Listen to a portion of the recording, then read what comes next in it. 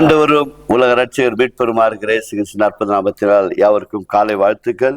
வாழ்வுதரும் உணவு வழியாய் உங்களை சந்திப்பதில் மிக்க மகிழ்ச்சி அடைகிறோம். அதனால் இந்த நாளிலுக்குரிய வேத வசனங்களுக்கு நாம் செவிசாய்ப்போம். ரோமருக்கு எழுதின நிருபம் 11ஆம் அதிகாரம் 1 5 முடிய இறை பகுதிகளை நாம் வாசிக்க கேட்போம். இப்படி இருக்க தேவன் தம்முடைய ஜனங்களை தள்ளிவிட்டாரோ என்று கேட்கிறேன். தள்ளிவிடவில்லையே, நானும் ஆபிரகாமின் சந்ததியில் பென்யமீன் கோத்திரத்திலும் பிறந்த இஸ்ரவேலன். தேவன் தாம் முன்குறித்த கொண்ட தம்முடைய ஜனத்தை தள்ளிவிடவில்லை. எலியாவை குறித்து சொல்லிய இடத்தில் வேதம் சொல்லுகிறதை அறியீர்களா?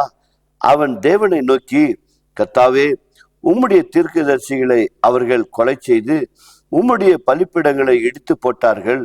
நான் ஒருவன் மாத்திரம் மீதியாய் இருக்கிறேன். என் பிராணனையும் வாங்க தேடுகிறார்களே என்று இஸ்ரவேலுக்கு விரோதமாக விண்ணப்பம் பண்ணின போது அவனுக்கு உண்டான தேவ உத்தரவு என்ன? பாகாலுக்கு முன்பாக முழங்கால் படியிடாத 7000 பேரை எனக்காக மீதியாக வைத்தேன் என்பதே. அப்படி போல இக்காலத்திலேயும் கிருபையினாலே உண்டாகும் தெரிந்து கொள்ளும்படி ஒரு பங்கை மீதியாய் இருக்கிறது. கிருபையுள்ள நல்ல ஆண்டவரே, என்ன அருமையான வேறு சத்தியங்களப்பா. கர்த்தாவே, எப்படிப்பட்ட ஊழியக்காரன் சுவாமி. 3.5 வருடங்கள் ஆண்டவரே அவன் ஜெபித்தபடியால் மழை வராமல் இருந்தது.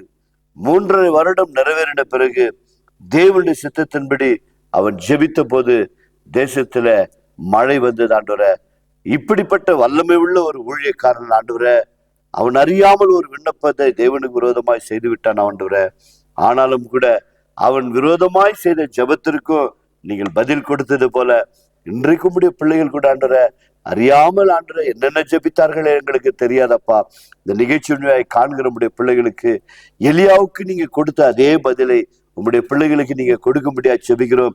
என்னை கண்காணிக்க யாரும் இல்லையே, என்னை பார்த்து கொள்வதற்கு யாரும் இல்லையே, என்னை விசாரிப்பதற்கு யாரும் இல்லையே என்று சொல்லி நினைக்கிற வேளையில அன்றைக்கு நான் ஒருவன் மாத்திரம்தான் இருக்கிறான் என்று சொல்லி உம்மிடத்துல விண்ணப்பம் பண்ணும்போது எலியாவுக்கு நீங்க சொன்னீங்கப்பா, நீர் ஒருவன் மாத்திரமல்ல 7000 பேரை உனக்காக நான் மீதியாய் வைத்திருக்கிறேன், என் ஜனங்களுக்காக 7000 பேரை நான் ஒதுக்கி வைத்திருக்கிறேன் என்று சொன்னீரேன். அப்படியாய் உம்முடைய பிள்ளைகள் அழுது புலம்பிக் கொண்டு வியாதியில பலவீனத்துல கஷ்டத்துல கண்ணீரில் இருக்கும்போது எனக்கு உதவி செய்ய ஒருவரும் இல்லை என்று சொல்லும்போது ஆண்டவர் அநேக ஆயிரங்களை நீர் வைத்திருக்கிறதை உம்முடைய பிள்ளைகள் அறிந்து கொள்ள புரிந்து கொள்ள உம்முடைய அன்பை ஆண்டவரை ருசி பார்க்க ஒரு அற்புதத்தை இன்று நாளில புலம்பிக் கொண்டு இருக்கிற மக்களுக்கு நீங்க இந்த கால வேளையில் அற்புதத்தை செய்ய முடியாது ஜெபிக்கிற ஆண்டவரே. எலியாவுக்கு அன்றைக்கு பதில் கொடுத்தவர் ஆண்டவரே, இன்றைக்கு இந்த நிகழ்ச்சியாய் பார்த்து கொண்டு இருக்கிற ஒவ்வொரு பிள்ளைகளுக்கும் நீங்கள் ஆறுதல் படுத்தி தைரியப்படுத்தி நம்பிக்கை கொடுத்து ஆசீர்வதிக்கும்படியாய் உங்களுடைய அன்பின் கரங்களில் தாழ்த்துகிற சுவாமி. அப்படியே நீங்கள் செய்ய போகிறமைக்காய் நன்றி. கண்ணீரை துடைக்கிறமைக்காய் நன்றி. வேதனைகளை நீக்குகிறமைக்காய் நன்றி.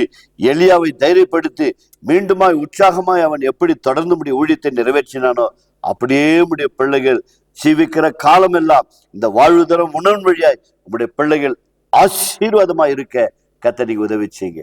இயேசுவின் நாமத்தினால் பிதாவே, ஆமென். God bless you. கர்த்தர் உங்களை ஆசீர்வதிப்பாராக.